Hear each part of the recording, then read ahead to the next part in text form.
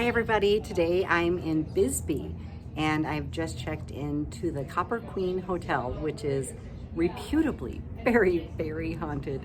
In fact, they say that every room tells a story and I can't wait to find out what that story is. For those of you who have never been to Bisbee, this is 8 miles north of the Mexican border, but it's a beautiful historic town nestled inside the mountains.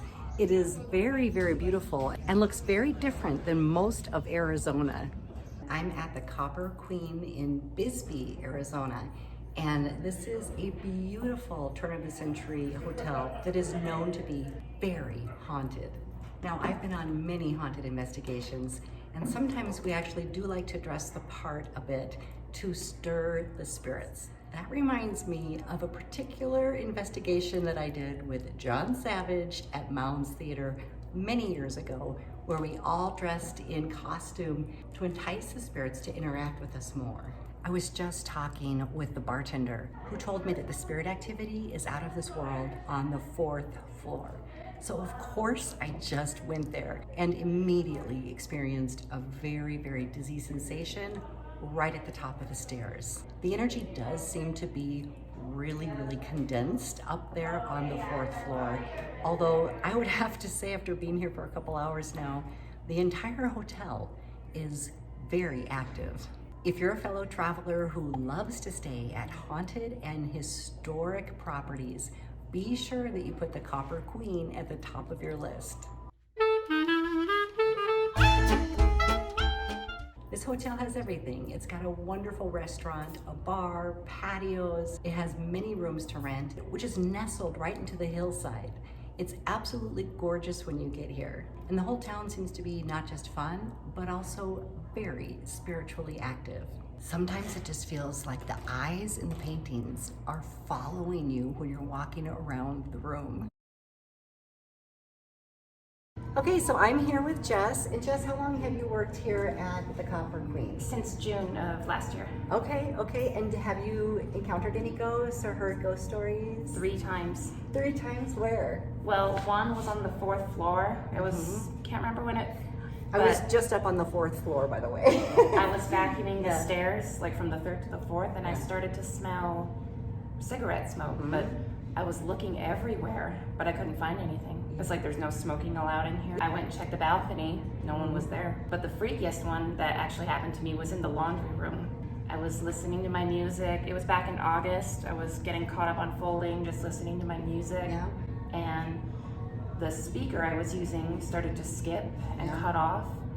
And it makes a little tune to it when you first turn it on. It kept doing it repeatedly, like someone was turning it on and off. Yeah, which is like always a huge sign when electronics go haywire, especially radios, that there's something interfering with it. It was on top of the dryer. I turned to look at it. It was my iPod with the auxiliary cord. Okay. The cord was levitating.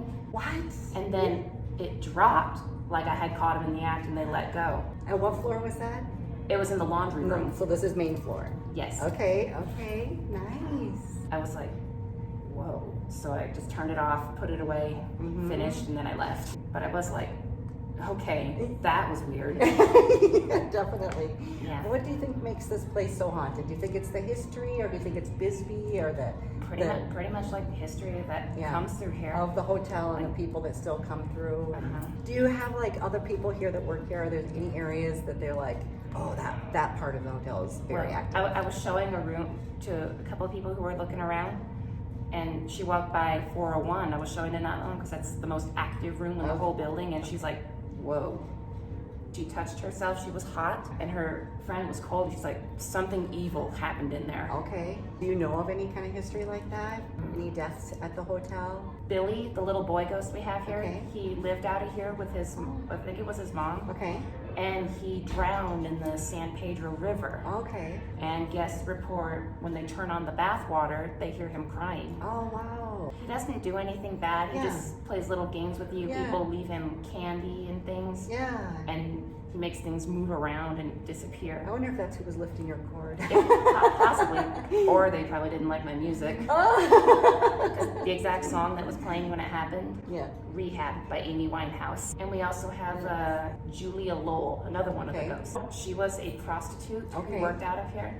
There's actually a ramp that goes up to the 3rd floor where her clients would come up, and she ended up falling in love with one of her clients, but he was married and he scorned her and she hung herself. Oh my God.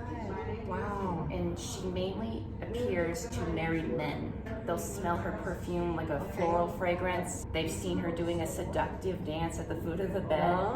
And she has a foot fetish. So she'll pull back the covers and tickle their feet. Okay. And where does she go? On the 4th floor? Third floor. 3rd floor. Room 315. And then I noticed that some of the rooms have names on them. Yeah, we've had a lot of like famous people stay here.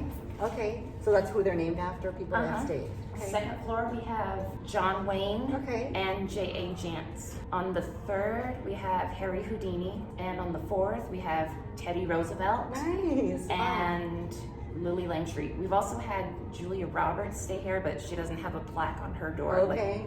God, I want to thank you so much for taking your time to share those stories about the You're hotel. welcome. And also, I kind of think like when you're in an area like this, you can almost feel like there's an essence of the entire area being active spiritually. And I think it might be because of the hills. And there's just a certain energy here and a vivaciousness in the town. Yeah, and sometimes like construction wakes up the activity. Absolutely. Renovations, construction, yeah, for sure. Would you like to say anything to people about coming to stay? Sure.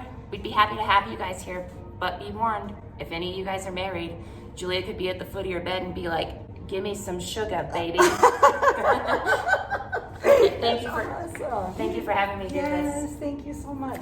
Okay. Take a screenshot. Thanks for having me. Yes, thank you. Have a good day. You too. Yeah, Diana Palm. Okay. Like a palm tree. Okay. Well, you heard it, folks. If you are looking for a haunted, historic bed and breakfast in a beautiful historic town, be sure you come to the Copper Queen in Bisbee. Everybody's in such great spirits here. They didn't know I was going to come to be doing a vlog on their hotel, and yet they're super, super helpful. Everybody that I've met here so far has been extremely friendly. And I think you kind of have to have that fun nature about you when you're living or working in a haunted area. If you'd like to see more videos like this, be sure to give me a like down below, subscribe, and share it with your friends. And if you have a favorite haunted hotel that you'd like to share here, be sure you put that down in the comments below too. That way other people can find some really fascinating places the next time they go out of town. Thank you so much for being here, everyone. I can't wait to see you in the next video.